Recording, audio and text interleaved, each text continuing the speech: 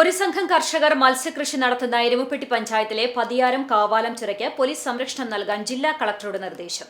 മത്സ്യകൃഷിക്കുള്ള പാട്ടക്കാരൻ റദ്ദാക്കിയ എരുമപ്പെട്ടി പഞ്ചായത്ത് ഭരണസമിതി തീരുമാനം കോടതി സ്റ്റേ ചെയ്തു.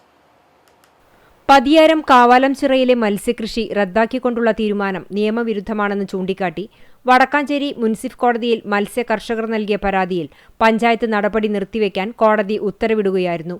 2024 പഞ്ചായത്തിലെ കഴിഞ്ഞ LDF ഭരണസമിതിയാണ് ജില്ലയിലെ തന്നെ ആദ്യത്തെ പൊതുജലാശയ ജനകീയ മത്സ്യകൃഷിക്ക് തുടക്കം കുറിച്ചത്. പീച്ചി മത്സ്യഭവന്റെ സബ്സിഡി തുകയും കർഷകർ തങ്ങളുടെ സ്വന്തം വിഹിതവും എടുത്താണ് പദ്ധതി നടപ്പാക്കുന്നത്.